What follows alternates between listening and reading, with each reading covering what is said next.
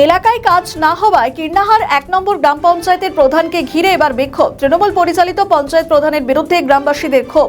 রাস্তা এবং ড্রেনের দাবিতে চরম হুঁশিয়ারি বীরভূমের নানুর ব্লকের কীর্ণাহার ১ নম্বর পঞ্চায়েতের ১৬০ নম্বর বুথের বাসিন্দাদের। মঙ্গলবার তৃণমূল পরিচালিত পঞ্চায়েত প্রধান সরেশ সাঁতরাকে ঘিরে তুমুল বিক্ষোভ দেখান তারই এলাকার বাসিন্দারা। দীর্ঘ ২০ বছর ধরে কীর্ণাহার মাস্টারপাড়া থেকে একেবারে পরোটা গ্রামের রাস্তা সম্পূর্ণ বেহাল দশা, পাকা ড্রেনও নেই। প্রতিদিন হাজারেরও বেশি মানুষজনের যাতায়াত, স্কুলে ছোট ছাত্রছাত্রীরাও ঝুঁকিতে যাতায়াত করে। তৃণমূল ক্ষমতায় আসার পরও প্রশাসনের কাছে অভিযোগ করলেও কাজ শুরু হয়নি। বর্তমানে রাস্তার অবস্থা আরও খারাপ। প্রধান নিজের বুথে কাজ না করায় এবং আমার পাড়ায় আমার সমাধান প্রকল্পের বুথে ১০ লক্ষ টাকা আত্মসাৎ করার অভিযোগ। ১ সপ্তাহের মধ্যে কাজ না হলে প্রধানকে পঞ্চায়েতে আটকে রেখে তালা দেওয়া হবে। তাতেও কাজ না হলে সামনে বিধানসভা ভোট বয়কট করার হুঁশিয়ারি এবার গ্রামবাসীদের। কি অভিযোগ আপনার? আমরা মূলত এসেছি ১৬০ নম্বর পার্ট থেকে। আমাদের অভিযোগ দীর্ঘ ২০ বছরের, যে ২০ বছর ধরে আমাদের কোনো কাজই হয়নি। মূলত সমস্যা ভুগছি আমরা ড্রেনের সমস্যা। আমাদের প্রাক্তন প্রধান, নতুন প্রধান প্রত্যেকের কাছে আমরা আবেদন করেছি সব বিনীতভাবে, কোনো সাহায্য পাইনি। আমরা শুধু আশ্বাস পেয়ে গেছি তার বিনিময়ে।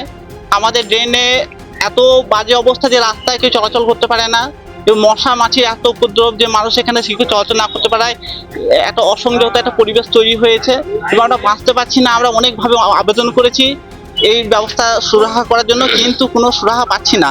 দিদি তো দিয়েছেন, অনেক সাহায্য করেছেন সবাইকে, অনেক জায়গায় কাজ হয়েছে, কিন্তু আমাদের দীর্ঘ ২০ বছর কোনো কাজই হয়নি।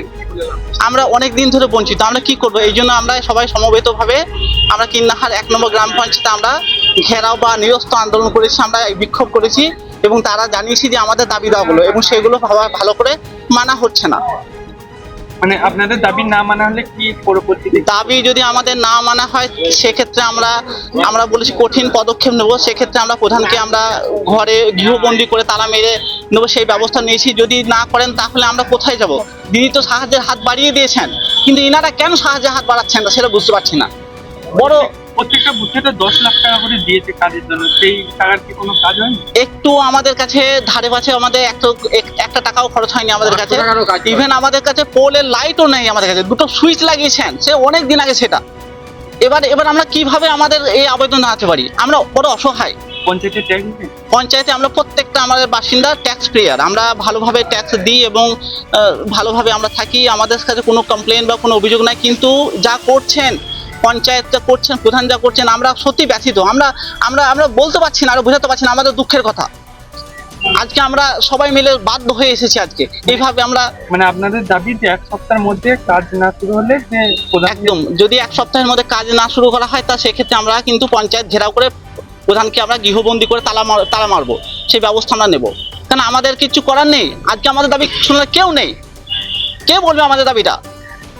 আজকে আমরা বাধ্য হয়েছি। আজকে আমরা যদি প্রয়োজন হয় আমরা পার্টি বদলাবো, আমরা ভোট দেবো না। আমরা ভোট দিয়ে আমরা কি পাই আমরা জানতে চাইছি আমি। সামনে তো ভোট আছে। ভোট আসছে, হ্যাঁ অবশ্যই ভোট আসছে। এই ভোটের ফলাফলও বুঝতে পারবেন কি হয়। দেখেন, যদি আমাদের কাজ না হয়, আজকে আমাদের কেন তো বঞ্চিত করা হবে? আমরা কি খারাপ কাজ করেছি আজকে? মানে কাজ না হলে ভোট দেবেন না বলছি? ১০০ বার ভোট আমরা দেবো না। সেক্ষেত্রে আমরা অন্য কিছু ভাবতে পারি। আমরা আপনার নাম? আমার নাম হচ্ছে নূর হাবিব খান। আমার অভিযোগ মেনলি আমরা ১৬০ পার্টের স্থায়ী বাসিন্দা। তো আমাদের যে রাস্তা এবং ড্রেন, এটা বিগত ২০ বছর ধরে কোনো রকম কোনো সংস্কার হয়নি। প্রধানমশাই হয়তো খোঁজ খবর সেরকম রাখেন না।